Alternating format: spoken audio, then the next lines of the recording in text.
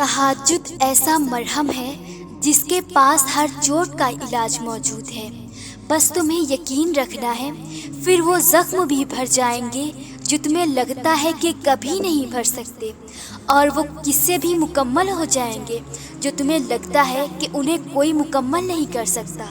اور مت بھولو، تمہارا رب سب کچھ کر سکتا ہے، سب کچھ۔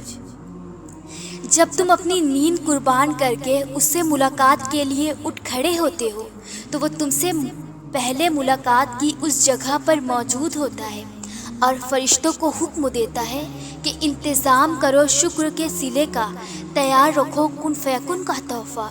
پھر فرشتے پوچھتے ہیں، یا اللہ آج ایسا کون سا مہمان آ رہا ہے؟ تو اللہ رشک کرتا ہے اس جواب پہ اور فرماتا ہے، میرا ایک بندہ تھک گیا ہے، سو آج مجھ سے ملنے آ رہا ہے، مجھ سے صلح کرنے آ رہا ہے، ساری تھکاوٹوں کو دور کرنے آ رہا ہے، مجھے منانے آ رہا ہے اور میری رضا میں راضی ہونے کے لیے آ رہا ہے، سننے اور سنانے کے لیے آ رہا ہے۔ تہجد کی نماز کے لیے کسی عمر کی پابندی نہیں، جس کے کام رکے ہوں، مشکلات میں ڈوبے ہوں، سکون کی تلاش میں ہوں، اولاد کی پریشانی ہو، یہ وہ وقت ہے جب سب کی سنی جاتی ہے، بس نیند کی قربانی دینی ہے اور اس رب کو راضی کرنے لگ جانا ہے۔ وہ بندے کے بہت قریب ہے اور قریب ہو کر وہ حاجات بھی سنتا ہے، بس عمل کرنا پڑتا ہے، قربانی دینی پڑتی ہے، پھر سب کچھ عطا ہو جاتا ہے۔ آپ کا تہجد تک آنا تو اس بات کی دلیل ہے کہ آپ کی دعا قبول ہو چکی ہے۔ تہجد کے وقت آپ کی چھوٹی سے چھوٹی پکار بھی سیدھا عرش تک جاتی ہے۔ جب آپ اپنے رب سے مخاطب ہوتے ہو تو آپ کا رب کہتا ہے، مانگو جو مانگنا ہے میں سنوں گا، کون سی فریاد لائے ہو مجھ سے مانگو میں پوری کروں گا۔ پھر جس پل آپ کے ہاتھ اپنے رب کے آگے اٹھتے ہیں، آپ کی زبان سے نکلی ہر ایک دعا پر کن کہہ دیا جاتا ہے۔ یہ نہ سوچو کہ تہجد میں مانگنے کے بعد بھی ہماری دعا قبول نہیں ہوئی۔ سوچو اگر اس نے دعا قبول کرنی ہی نہ ہوتی تو وہ تمہیں تہجد تک لاتا ہی کیوں؟ اگر آپ کے کوئی کام اٹکے ہوئے ہیں یا آپ پریشانیوں میں گھرے ہوئے ہیں اور آپ کو لگ رہا ہے کہ اب کچھ نہیں ہو سکتا، اب کوئی راہ نظر نہیں آ رہی ہے، تو آپ تہجد شروع کر دیجئے۔ ماشاء اللہ، تہجد کی دعا ناممکن کو ممکن کرا سکتی ہے۔ جو چیز آپ کو لگتا ہے کہ اب اس مسئلے کا کوئی حل نہیں، اب کچھ بھی نہیں ہو سکتا، تو آپ تہجد پڑھنا شروع کر دیجئے۔ پھر دیکھیں اللہ تعالیٰ کیسے غیب سے آپ کی مدد فرماتا ہے۔ تہجد کی نماز میں آپ کو وہ سکون ملے گا جس کے لیے آپ پورا دن پریشان رہتے ہیں، اوور تھنکنگ کر کے۔ وہ آدھی رات کی 10 منٹس آپ کے پورے دن کی دوا کا کام کرے گی۔ نہ کوئی ٹینشن آپ کے قریب آئیں گی، نہ ہی کوئی مایوسی آپ کو چھوئے گی۔ اگر راستے بند نظر آ رہے ہیں اور قدم تہجد کی طرف جا رہے ہیں تو جان لو تمہارے رب نے تمہیں تہجد کے لیے چن لیا ہے۔ وہ محض اس لیے تمہاری نگاہوں سے راستوں کو اوجھل کر دیتا ہے تاکہ تم اسے منانے تہجد تک جاؤ۔ وہ چاہتا ہے میرا بندہ رات کی خاموشی میں مجھ سے ہم کلام ہو اور میں سکون سے رات کی خاموشی میں اپنے بندے کو سن سکوں۔ فوراً تمہاری سن لیتا تو کیا تم تہجد کا مزہ چکھ پاتے؟ اس کی محبت کی لذت، قبولیت کی اہمیت جان پاتے؟ تہجد کا سجدہ ہر کسی کو نصیب نہیں ہوتا۔ تہجد لاڈلی عبادت ہے اور اللہ کے لاڈلوں کو ہی نصیب ہوتی ہے۔ تہجد میں مانگی ہوئی دعا رد ہو جائے یہ تو سراسر ناممکن بات ہے۔ تم اسے منانے کے لیے اپنی نیند قربان کرو اور وہ نہ مانے، یہ تو ناممکن سی بات ہے۔ تہجد کی نماز اللہ نے بنائی ہی قبولیت کے لیے ہے۔ اگر کوئی دعا تمہیں تہجد تک لے گئی ہے تو جان لو تمہاری دعاؤں کی قبولیت ہو چکی ہے۔ تہجد کی نماز معجزے کا ذریعہ ہے۔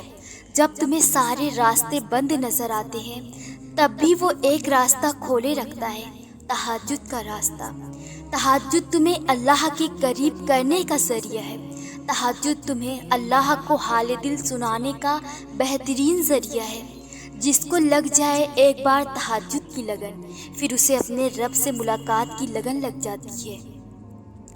جس رب کے ایک حکم پر قرآن نازل ہو گیا، تمہیں کیا لگتا ہے وہ تمہارا نصیب نہیں بدل سکتا؟ وہ جو رات کو دن میں، اندھیرے کو روشنی میں بدلنے پر بھی قادر ہے، تمہیں کیا لگتا ہے وہ تمہارے دکھ کو سکھ میں نہیں بدل سکتا؟ وہ جو پتھر میں سے پانی نکال سکتا ہے، تمہیں کیا لگتا ہے وہ لا حاصل کو حاصل میں نہیں بدل سکتا؟ وہ جو سردی کو گرمی میں، خزاں کو بہار میں بدل سکتا ہے، تمہیں کیا لگتا ہے وہ تمہارے غم کو خوشی میں نہیں بدل سکتا؟ وہ جو مشکل آنے سے پہلے ہی ٹال دیتا ہے، تمہیں کیا لگتا ہے وہ نہیں جانتا تم کس دکھ میں ہو؟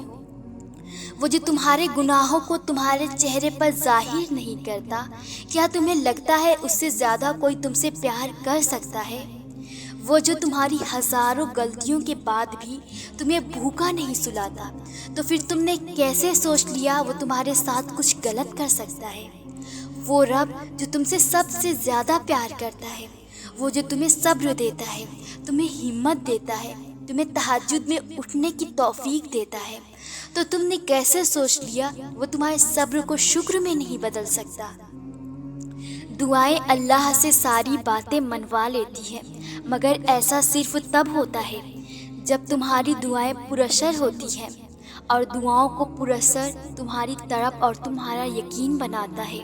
معجزے تبھی ہوتے ہیں جب تم مانگنے کے بعد انتظار کرتے ہو، جب تم بار بار جھولی پھیلا کر اللہ کو اپنی جانب متوجہ کرتے ہو اور کہتے ہو، اللہ سنیے نا، میں بے بس ہوں، آپ کی مدد کی منتظر ہوں۔ پھر تمہارے صبر کی شدت تمہاری فریاد 7ویں آسمان تک لے جاتی ہے، اور وہ دور 7 آسمانوں کے پار سے قدرتوں کے حاکم کی آواز آتی ہے، کن ہو جا فیکن، بس ساری چیزیں ہو جاتی ہے۔ یوں ایک دعا سے آزمائشیں معجزوں میں بدل جاتی ہے۔ جب دل میں خیال ڈالنے والا بھی اللہ ہے تو مقدر میں لکھے گا بھی وہی۔ جب آزمائش دینے والا اللہ ہے تو آزمائش سے نکالے گا بھی وہی۔ جس نے راستوں کو دشوار کر کے تمہیں دکھایا ہے، منزل کو حسین بنائے گا بھی وہی۔ جس نے تمہارے دل کو آج صبر کرنا سکھا دیا تو صبر کے انعام سے نوازے گا بھی وہی۔ جس نے دعا مانگنے کی توفیق دی ہے تو اس دعا کو قبول کرے گا بھی وہی۔ جس نے تہجد کا سجدہ نصیب کیا ہے تو نصیب کو 4 چاند لگائے گا بھی وہی۔ جس نے تمہارا نصیب لکھ دیا ہے، دعا سے نصیب کو تمہاری مرضی سے بدلے گا بھی وہی۔ جس نے لاکھوں دشواریوں کے بعد بھی خیال دل سے نہیں نکلنے دیا، اس دعا پر کن کی مہر لگائے گا بھی وہی۔ سنو، تمہارے چاہے جانے سے پہلے ہی اللہ کا چاہا جانا آتا ہے، کیونکہ تم تو چاہ بھی نہیں سکتے جب تک اللہ نہ چاہے۔ تو پھر تم نے یہ کیسے سوچ لیا کہ وہ تمہاری چاہ کو اپنی چاہ میں نہیں بدلے گا؟ سنو، بس اگر وہ تمہارے طے شدہ وقت پر تمہاری دعاؤں کا جواب نہیں دے رہا تو وہ تمہیں بار بار سننا چاہتا ہے، کیونکہ اسے تمہاری پکار کا انداز پسند آ گیا ہے۔ اسے تو بھا گیا ہے تمہارا یوں تڑپتی ہوئی دعاؤں کو اس کے عرش کی جانب کامل یقین کے ہمراہ آنکھوں سے ٹوٹ کر بے اختیار گرنے والے شفاف موتیوں میں قید کرتے ہوئے رواں کرنا۔ اللہ پہ کامل یقین، مخلص دل کی طرف اور مضبوط توکل کے ہمراہ ہی تو دعائیں قبولیت کی تمام حدوں کو پار کرتے ہوئے معجزوں کے حصار میں قدم جماتی ہے۔